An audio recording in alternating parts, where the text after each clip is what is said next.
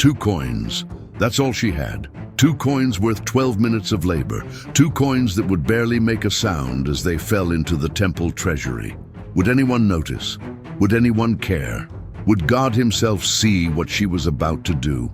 In a world obsessed with wealth, status, and public recognition, this woman was about to teach the greatest lesson about sacrifice ever recorded in Scripture.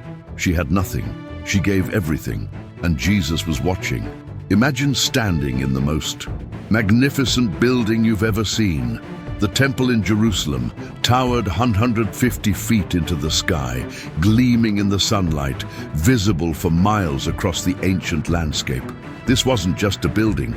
It was a statement of power, a monument to religious authority, a symbol of God's presence on earth. Spread across 37 acres, the equivalent of 26 football fields, Herod's temple was one of the architectural wonders of the ancient world. For 80 years they'd been building it, perfecting it, expanding it.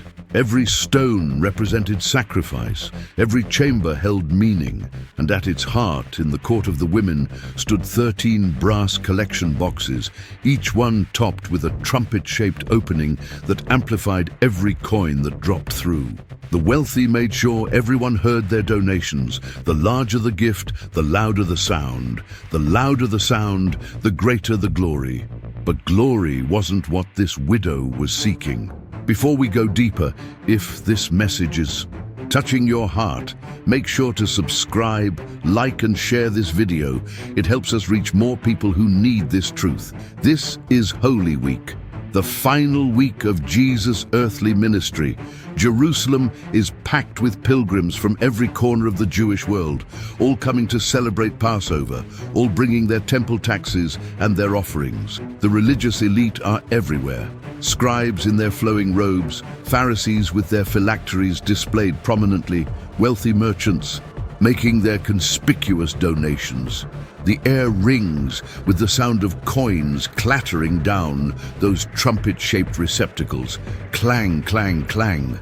Listen to my generosity. See how much I love God. Watch how important I am. But Jesus sees something else. He sees the corruption beneath the surface. He sees the money changers charging 8% fees to exchange inferior Jewish coins for Roman silver, fees that line the pockets of corrupt temple priests. He sees the religious leaders who devour widows' houses while making long, impressive prayers for show. He sees men who have turned his father's house into a marketplace, a den of thieves, a stage for their own self-glorification. Just days earlier, he had overturned their tables in righteous fury. Now he sits near the treasury, watching, always seeing what others miss. The wealthy continue their parade. More coins, more noise, more attention. They gave from their abundance, from the overflow of their own prosperity, from what they would never miss. Their gifts were impressive by worldly standards. Hundreds, perhaps thousands of coins, making their loud proclamation of piety. But what does abundance cost when you have everything? What does sacrifice mean when you lose nothing? What does devotion look like when it demands nothing of you? Then she appears, a widow, alone, poor, invisible to everyone except the one who matters most. In a society where widows were supposed to be cared for, protected, provided for by the very religious system now exploiting them, she has been failed. The law of Moses commanded that widows be supported, yet here she stands, impoverished, forgotten, with nothing left but 2 mites, 2 lepta, the smallest coins in circulation, worth together about 1/64th of a denarius. 12 minutes of an average worker's wage, barely enough to buy a piece of bread. She approaches the trumpet-shaped opening. Does she hesitate? Does she wonder if it's enough? Does she question whether anyone will notice, whether it will matter, whether God himself will see this microscopic offering in a temple funded by the fortunes of the wealthy? Her hands tremble, not from doubt, but from the weight of what she's about to do. Because this isn't just 2 coins. This is everything. This is her food for tomorrow. This is her security. This is all she had to live on. The coins drop, a whisper, almost silent. lost in the cacophony of larger donations echoing through the treasury. The world doesn't notice. The priests don't turn their heads. The wealthy don't pause their counting. But Jesus sees. Jesus stops. Jesus calls his disciples close because he has just witnessed something that will echo through eternity. Truly I tell you, he says, his voice cutting through the noise, this poor widow has put in more than all the others. More. How could 2 mites be more than hundreds of coins? How could 12 minutes of wages exceed the gifts of the wealthy? How could the offering that made no sound matter more than the donations that announced themselves with such authority? The disciples must have looked confused. The wealthy must have looked offended. But Jesus explains with devastating clarity, they all gave out of their wealth, but she, out of her poverty, put in all she had to live on. There it is, the truth that shatters our worldly calculations, the revelation that redefines sacrifice, the principle that measures not by quantity, but by cost. The wealthy gave from their surplus, from what they had left over, from what they wouldn't miss, from the comfortable margins of their abundance. They lost nothing. They risked nothing. They sacrificed nothing. But this widow, she gave from her poverty. She gave what she needed. She gave everything. She held nothing back. Not 10%, not 50%, not 99%. Everything, every last coin, every bit of security, every safety net, gone. This is faith. This is devotion. This is what it looks like to trust God completely, to believe that he sees, that he knows, that he will provide even when you have nothing left. While the religious leaders were using the temple for their own advantage, devouring widows' houses and making themselves rich, this widow was consecrating everything she had to the house of the Lord. While the wealthy were seeking glory and recognition, she was seeking nothing but the honor of giving to God. While the proud were measuring their worth by the noise of their donations, she was demonstrating what true worship looks like. But Jesus wasn't finished. Immediately after commending this widow's offering, he prophesied something that must have stunned everyone listening. The time will come when not one stone will be left on another. Every one of them will be thrown down. This magnificent temple, 150 feet tall, 37 acres wide, 80 years in construction, one of the wonders of the world, would be completely destroyed. Not damaged, not diminished, destroyed, stone by stone, block by block, until nothing remained. How could this happen? Why would God allow his house to be demolished? The answer is found in the contrast Jesus had just presented. The widow gave everything to build up the house of the Lord. The religious leaders were using the house of the Lord to build up themselves. The widow approached with humility and sacrifice. The leaders approached with pride and greed. The widow understood that the temple was about worshiping God. The leaders had turned it into a monument to their own status and power, and God was not impressed. 40 years later, in 70 AD, a Roman army surrounded Jerusalem. They set fire to the temple.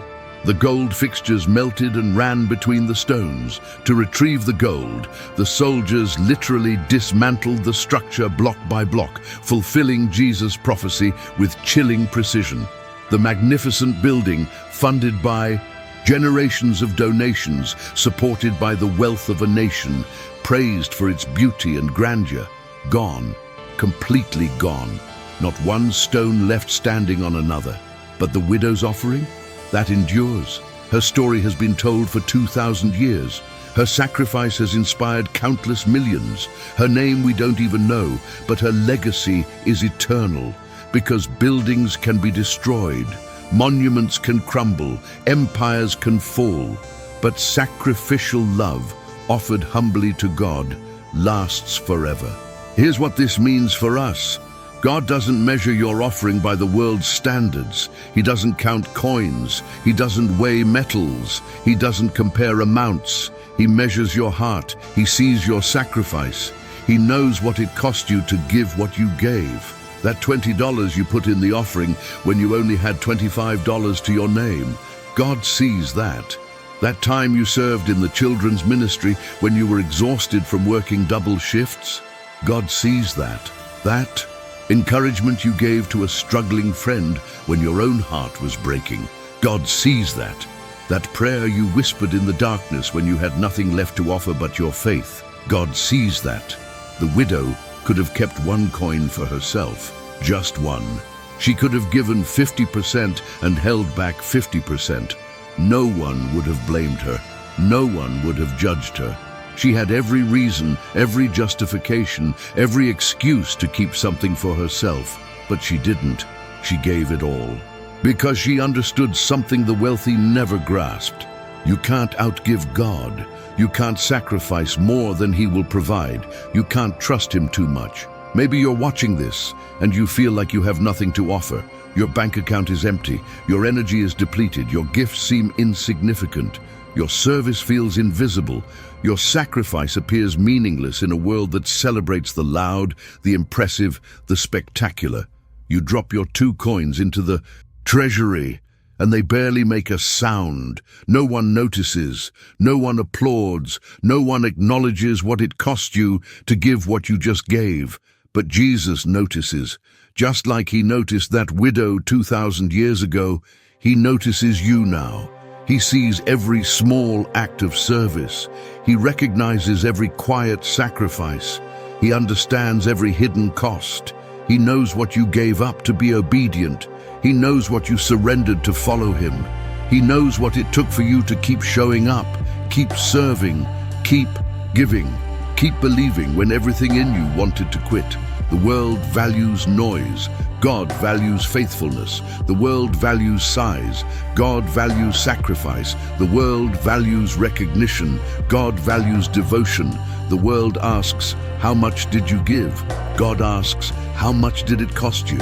And sometimes the smallest gifts require the greatest faith. This widow didn't know her story would be recorded in Scripture. She didn't know Jesus was watching. She didn't give to be noticed or praised or remembered. She gave because she loved God. She gave because she trusted God. She gave because she understood that everything she had belonged to God anyway. And in that moment of complete surrender, she demonstrated more faith than all the wealthy donors combined. So here's the question. What are your 2 coins? What is God asking you to surrender completely? What are you holding back because you're afraid of what will happen if you let go? What security are you clinging to instead of trusting Him fully? What gift seems too small to matter, yet costs you everything to give? God isn't asking you to compete with the wealthy. He isn't asking you to make noise. He isn't asking you to impress anyone. He's asking you to trust Him with everything, to give Him your whole heart, not just the comfortable parts, to offer your full devotion, not just the convenient portions, to lay down your 2 coins, whatever they represent in your life, and believe that He will see, He will provide, He will honor your sacrifice. The temple fell, the donations disappeared, the glory faded. But this woman's offering still speaks, still inspires, still challenges us to examine our own hearts and ask, am I giving from my abundance or my poverty? Am I offering what's easy or what's costly? Am I seeking recognition or faithfully serving in secret? Am I trusting God with my surplus or my everything? Maybe the walls around you haven't fallen yet. Maybe your breakthrough hasn't. Maybe your sacrifice still seems invisible and your offering still feels inadequate. But if you keep giving, if you keep trusting, if you keep believing that God sees what others miss, He will honor your faithfulness, not with the applause of men, but with something far greater, His own approval, His own recognition, His own eternal reward. 2 coins, 12 minutes of wages, almost silent as they fell, but louder in heaven than all the noisy donations of the proud, because she gave everything, and Jesus was watching.